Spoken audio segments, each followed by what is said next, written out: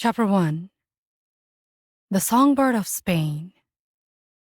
Born to Spanish blood and raised in the fiery embrace of passion, Esperanza was a force of nature.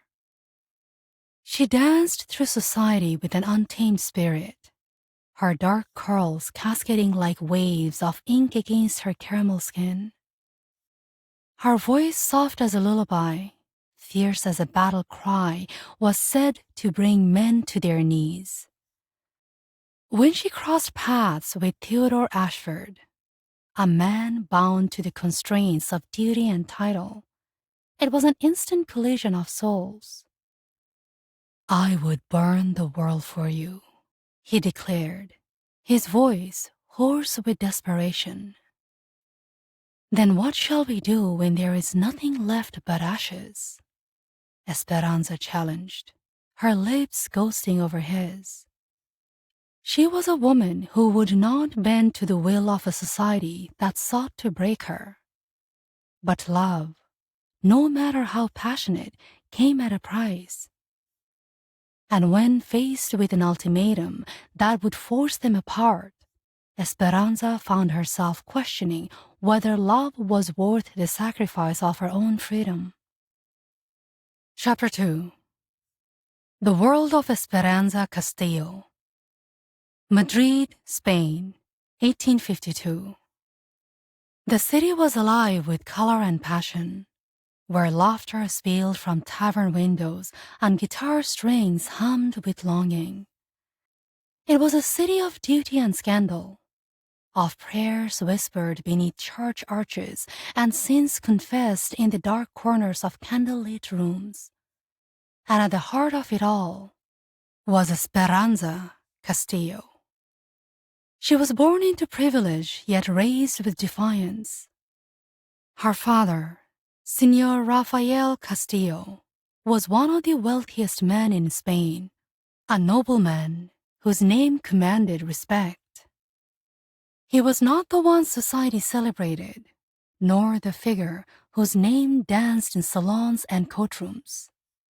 He didn't chase titles or fashion. His world was simpler, his presence softer, but never underestimated. He was the kind of father who rose before the sun and knelt beside his daughter's cradle, whispering prayers over her curls in a language older than stone. Though born of noble blood, he never lorded it over others. He taught her how to carry herself with pride, not arrogance. How to survive in a world that would marvel at her beauty but underestimate her mind. Her mother, Isabella Castillo, had been a force of nature, a woman with fire in her heart and rebellion in her blood. In the heart of Seville, where flamenco danced through the streets and the scent of orange blossoms kissed the air, Esperanza Castillo was born into a legacy veiled in mystery and silken grandeur. She was not just a daughter of Spain, but the living echo of two bloodlines, one forged by old Spanish nobility, the other shrouded in tales of a mother once renowned as the Rosa de la Luz, the Rose of Light. Her mother, Isabella Castillo, had once captivated Europe with her unmatched beauty and grace, a woman whispered about in the salons of Paris and painted by artists who claimed the sun dimmed in her presence. But such radiance did not protect her from the shadows that hunted women like her, women born outside the narrow mold of lineage and expectation. Her father fell in love with someone who wasn't a noble blood. Some hated her for it, and some admired her for it.